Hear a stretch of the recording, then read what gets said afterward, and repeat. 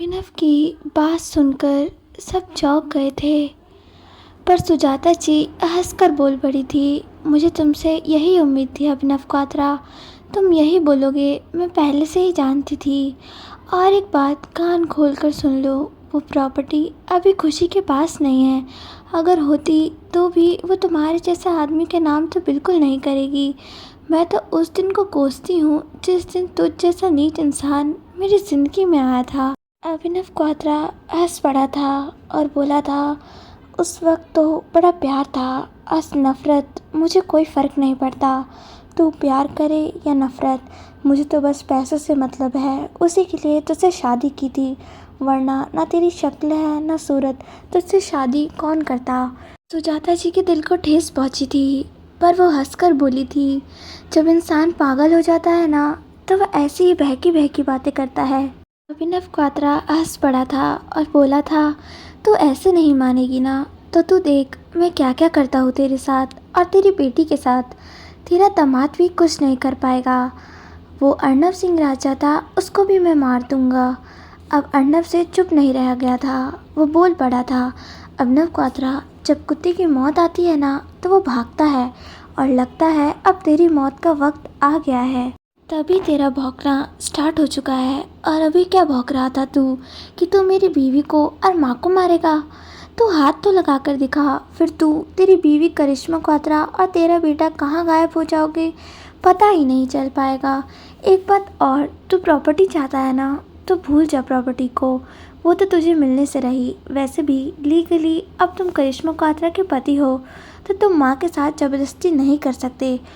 तो एक बात कान खोल कर सुन ले तू, अभिनव क्वात्रा, आज के बाद माँ को या मेरी बीवी को नुकसान पहुँचाने का सोच भी मत, वरना तू मेरा वो रूप देखेगा जो देखकर तू कई रातों तक सो नहीं पाएगा।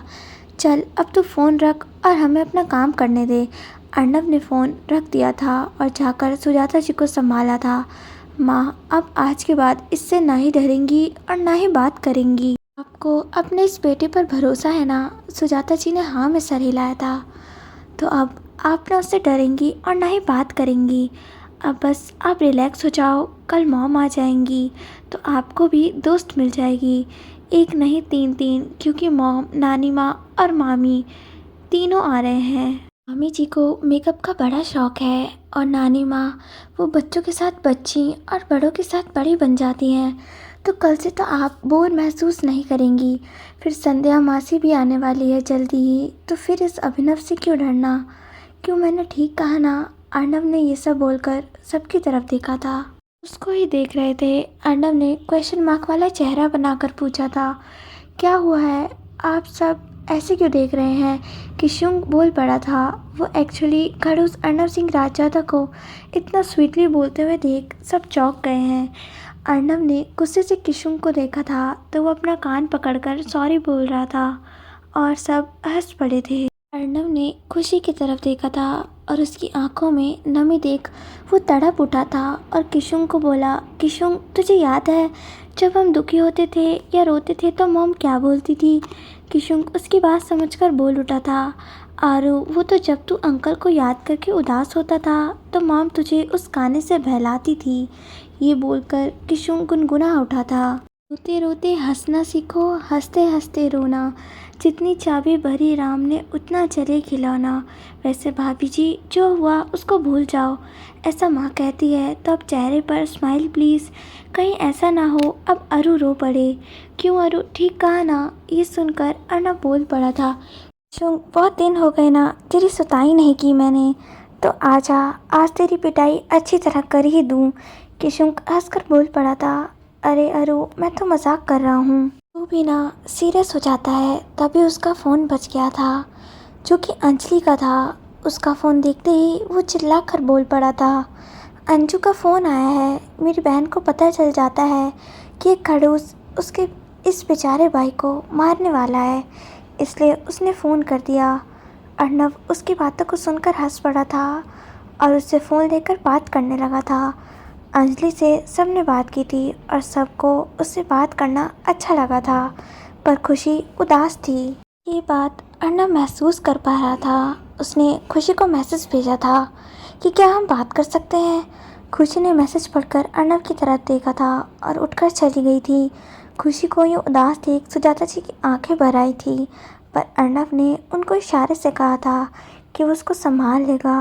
अर्नव भी उठकर खुशी के पीछे गया था, पर जाते जाते केशव को मैसेज कर दिया था कि वो सबका ध्यान रखे।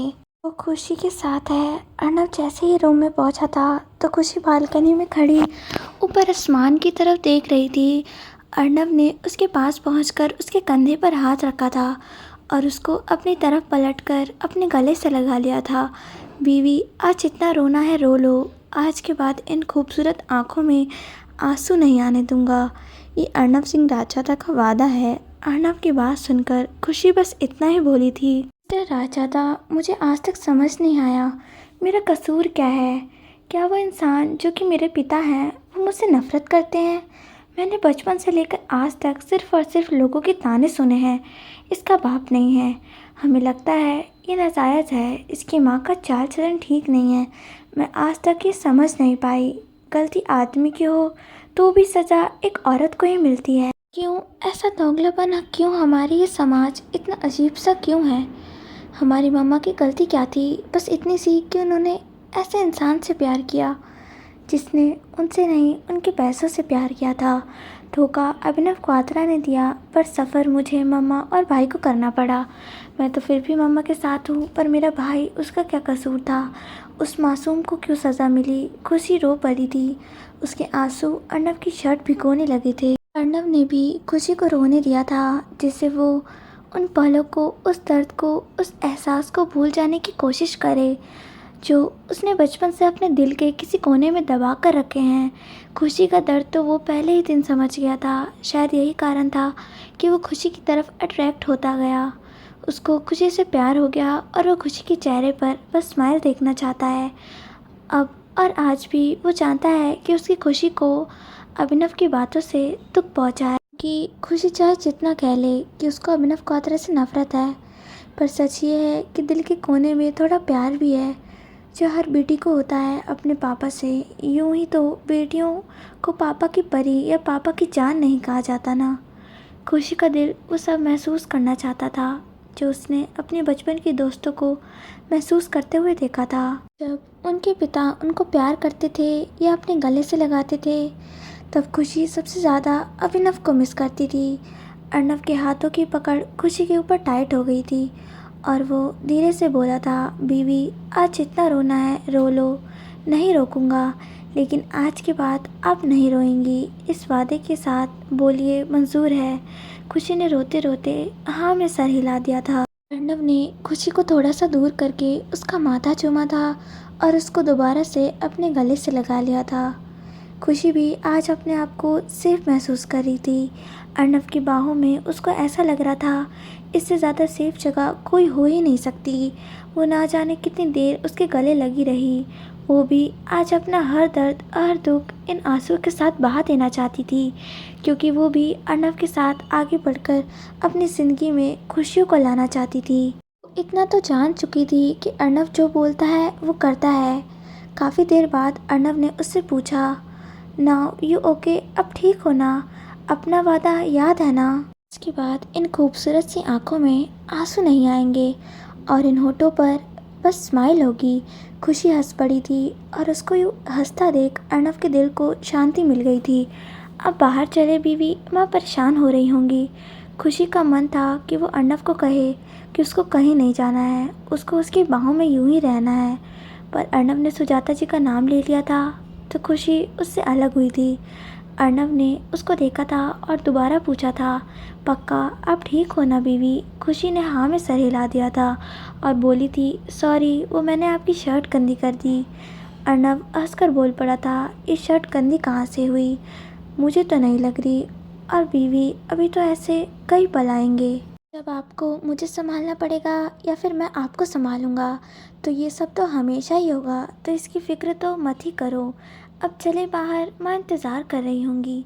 खुशी ने अपना चेहरा जाकर धोया था और हल्का सा मेकअप करके बाहर आ गई थी, जहाँ अर्नव उसका इंतज़ार कर रहा था।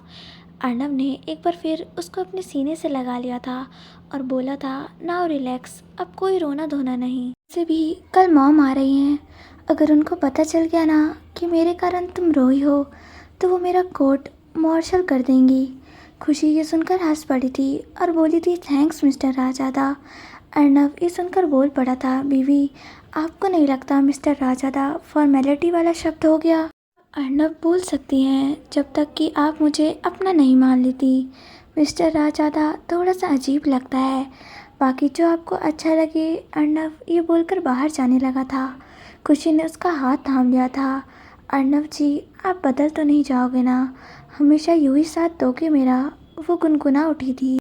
अर्नव की बातों को सुनने के बाद खुशी ने भी उसका हाथ थाम लिया था और बोल पड़ी थी, जितना अब तक मैंने आपको जाना और समझा है उससे तो यही लगता है कि आप जैसे हो वैसे ही रहोगे, लेकिन मौसम जैसे बदलता है उसकी तरह आप भी तो बदल नहीं जाओगे ना।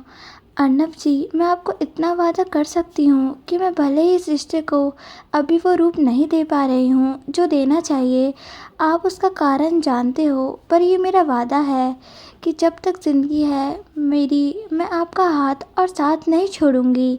खुशी की बात सुनकर अर्नव के चेहरे पर स्माइल आ गई थी और उसने भी उसको वादा किया था कि वो उसका हाथ और साथ कभी नहीं छोड़ेगा। दोनों कुछ देर वहीं बैठ गए थे और अर्नव उसको सलोनी जी, मामी जी, नानी माँ और अंजलि के बारे में बताने लगा था, जिससे वो उन लोगों के साथ आराम से बात कर सके।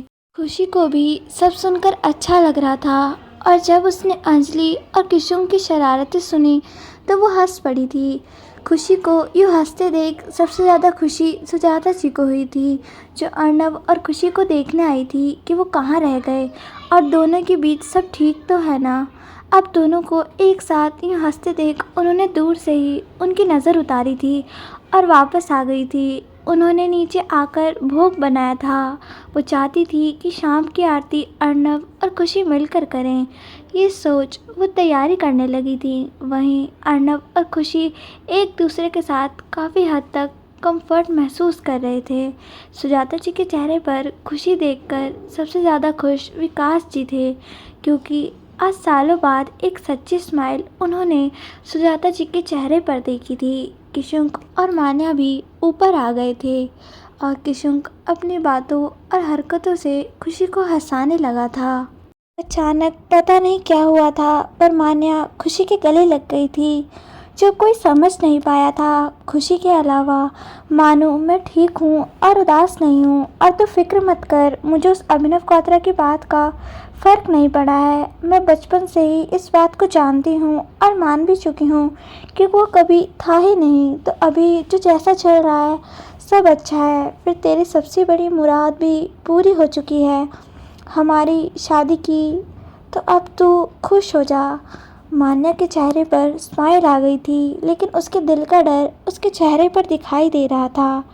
ये देख खुशी ने किशुंक को देखा था और बोली थी, वैसे मानू तू और किशुंक भाई लग अच्छे रहे हैं साथ में। तू बोल तो लगे हाथों तेरी और भाई की शादी की बात भी कर लें क्यों? अर्नव जी मैंने ठीक कहा ना? अर्नव खुशी की बात सुनकर हंस पड़ा था और बोला था, किशुंक क्या इरादे हैं बता दे, मैं तो तैयार हूँ, मुझे तो मान्या पसंद है, तो अपना बता, तू कहे तो कल मैं मॉम से बात करूँ। किशुंक शर्मा गया था, पर मान्या उदास हो गई थी। उसको उदास देखकर खुशी बोल पड़ी थी, क्या हुआ मानू, तू उदास क्यों है? हम तो मजाक कर रहे हैं, सॉरी अगर तुझे बुरा लगा तो। मान्या हंसते हुए बोल पड़ी थी, खुशी मैं शादी का तो सोच भी नहीं सकती हूँ, तू भूल रही है मैं अनाथ हूँ, और भला कौन एक अनाथ लड़की को अपनाना चाहेगा जिसे ना अपने पिता का पता ना ही माँ का। मान्या की बात सुनकर खुशी को गुस्सा आया था और वो बोल पड़ी थी, मानू तूने फिर आज अपने आप को अनाथ कहा ना? मैंने और मम्मा ने कितनी बार कहा है कि ये सब मत बोला कर, पर तू है कि मानती ही नहीं। मान्या की बात सुनकर किशुंक की आंखों में नमी आ गई थी और सुजल ने उसको गले से लगा लिया था। खुशी समझ गई थी कि किशुंक की आंखें क्यों नम हो गई थी। वहीं अर्नव ने किशुंक को कहा था, देख किशुंक, मैं आज तेरी भाभी और मान्या के सामने एक बात साफ साफ पूछना चाहता हूँ, तू मान्या से प्यार करता है? किशुंक ने मान्या की तरफ देखा था और हाँ में सर हिला दिया था। अरु मुझे मान्या पसंद है, पर ज़रूरी नहीं ना कि मैं भी उसको पसंद आऊँ, और मैं अपने आप को किसी पर थोपना नहीं चाहता हूँ। खुशी ने मान्या को देखा था और बोल पड़ी थी, देख मानू, किशुन भाई ने तो साफ साफ बोल दिया है, अब तू बता। मान्या ने भी हाँ में सर हिला दिया था कि मुझे भी किशुन पसंद है। पर क्या घर वाले ये रिश्ता एक्सेप्ट करेंगे? इस बात का जवाब किशुन ने दिया था सलोनी जी को फ़ोन करके, माँ मुझे आपसे कुछ पूछना था। सलोनी जी बोल उठी थी, किशुन क्या हुआ बेटा, अरु से लड़ाई हुई क्या? माँ मुझे एक लड़की से प्यार हो गया है। लड़की भी मेरी तरह अनाथ है और उसका एक सवाल है कि क्या आप उसको अपनी बहू एक्सेप्ट करोगी? सलोनी जी ने गुस्से से कहा था, किशुन मैंने आपको काफ़ी बार समझाया है कि आप अनाथ नहीं हो, आप मेरे बेटे हो। खबरदार जो आज के बाद दोबारा ये वर्ड कहा तो एक काम कर, फ़ोन मान्या को दे। किशुन चौंक कर बोल उठा था, माँ आपको कैसे पता मैं मान्या के बारे में बोल रहा हूँ? आपको अरुण ने बताया ना? पर कब? अर्नव हंसकर बोल उठा था, अभी जब तेरा इमोशनल ड्रामा चल रहा था। किशुन ने मान्या को फ़ोन दे दिया था। मान्या के हेलो बोलते ही सलोनी जी ने इतना ही कहा था, वेलकम टू राजादा फैमिली बेटा। मैं जानती हूँ तुम्हारे मन में काफ़ी सारे सवाल हैं, उन सब का जवाब बस एक ही है, इंसान के कल से उसको नहीं देखना चाहिए, इंसान का आज उसको बढ़ाता है। तुम खुशी की बहन, दोस्त और पार्टनर हो, और खुशी हमारी बेटी है तो हमारी दूसरी बेटी का भी हमारे घर में स्वागत है। एक बात और, आज के बाद अपने आप को अनाथ मत कहना। कल मैं आ रही हूँ तब सुजाता जी से बैठकर किशुन और आपकी शादी की बात करती हूँ, अब बस खुश रहना। इसके बाद सलोनी जी ने खुशी से बात की और अर्नव को बोला था, कल सारी तैयारी करके रखना, हम कल ही किशुन और मान्या की सगाई करवा देंगे। और बाकी सारी रस्में भी। अर्नव सलोनी जी से हवेली के बारे में पूछना चाहता था, लेकिन वो चुप रह गया था और बस इतना ही बोला था, ठीक है मॉम, जैसा आपने कहा है हो जाएगा। उसके बाद वो चारों उतरकर नीचे आ गए थे और खुशी ने सुजाता जी को किशुन और मान्या के रिश्ते के बारे में बताया, जिसे सुन सब खुश हो गए थे। और विकास जी ने एक अनाउंसमेंट भी कर दी थी कि वो और उनकी वाइफ मान्या का कन्यादान करेंगे। सुन सब खुश हो गए थे। सुजाता जी ने अर्नव खुशी के साथ साथ मान्या और कुशुन से भी आरती कराई थी। रात हो चुकी थी तो खुशी ऊपर टेरेस पर चली गई थी, जहां उसने सारी तैयारी कर रखी थी। थोड़ी देर में अर्नव भी आ गया था और वहाँ की तैयारी देख वो जस्ट एक ही बात बोला था, वाओ ये सब बहुत अच्छा लग रहा है। अर्नव और खुशी ने एक दूसरे को खाना खिलाया था और दोनों काफ़ी देर तक यूं ही टेरेस पर बैठे रह गए थे, लेकिन ना जाने क्यों खुशी का दिल घबरा रहा था। उसको ऐसा लग रहा था कि कुछ तो हो जो ठीक नहीं है। अर्नव इन सब से दूर बस कल की तैयारी करवा रहा था। वहीं अभिनव भी कल के लिए कुछ प्लान कर रहा था। बोला, मुझे कल उस अर्नव सिंह को सबक सिखाना है और तुम्हें क्या करना है ये बताने की ज़रूरत नहीं, मुझे ये बोलकर अभिनव ने फ़ोन रखा था और हंस पड़ा था। सुजाता, मैंने तुझे बोला था ना, मान जा और दे दे प्रॉपर्टी मेरे नाम पर। नहीं, तुझे तो महान बनना है ना, तो बन अब महान। कल ही तेरी बेटी को विधवा करूँगा। बेचारी खुशी ये बोलकर वो शैतानी हंसी हंस पड़ा था। वहीं खुशी का दिल आज बहुत बुरी तरह धड़क रहा था, तो वो कुछ देर कान्हा के पास आकर बैठ गई थी। ये उसके साथ बचपन से ही था। जब जब उसको डर लगता था या उदास होती थी तो वो कान्हा के पास आ जाती थी, और आज भी यही हुआ था। तभी वहाँ सुजाता जी आ गई थी और बोली थी, मैं जानती थी कि तू यही मिलेगा, अब बता क्या हुआ है, क्यों डर रही है? मम्मा पता नहीं, बहुत घबराहट हो रही है, ऐसा लग रहा है जैसे कुछ बहुत गलत होने वाला है, तो बस अजीब सा लग रहा है। सुजाता जी भी उसकी बात सुनकर परेशान हो गई थी और वो बोली, ऐसा कुछ नहीं है मेरी बच्ची, तू बस ज़्यादा सोच रही है, बस उसी कारण तू परेशान हो रही है। तू जा और सो जा, मैं हूँ साथ, फिर कान्हा भी तो है साथ में हमारे। आज तक उन्होंने हर गलत बात से हमें बचाया है। खुशी ने कान्हा को देखा था और उनसे सबकी खुशियाँ मांगी थीं। फिर वो वहीं सुजाता जी के में सर रखकर लेट गई थी। सुजाता जी जानती थी कि वो परेशान है, तो वो भी मंदिर में ही बैठ गई थी और खुशी का सर सहलाने लगी थी। मम्मा, आपसे कुछ पूछूं? आप बुरा तो नहीं मानेंगी? सुजाता जी ने खुशी के चेहरे को चूमते हुए कहा था। मेरी बच्ची, मैं क्यों बुरा मानूंगी? तू तो राजकुमारी है मेरी, पूछ क्या पूछना है? मम्मा, क्या आज आज भी उस अभिनव क्वात्रा से प्यार करती हैं? सुजाता जी उसका क्वेश्चन शायद पहले से जानती थी। वो बोल पड़ी थी, करती थी, पर अब नफ़रत है। जो उसने मेरे साथ किया और पापा के साथ, वो मैं कभी नहीं भूल सकती। माँ, अगर कल कुछ ऐसा हुआ कि अभिनव क्वात्रा आपसे माफ़ी मांगे, तो क्या आप उसको माफ़ कर दोगी? सुजाता जी इस सुनकर बोल पड़ी थी। एक बीवी माफ़ कर सकती है, पर एक माँ और एक बेटी नहीं। चल, अब रात बहुत हो गई है, तू जा और सो जा। मैं भी जाती हूँ। खुशी, एक बात बोलूँ?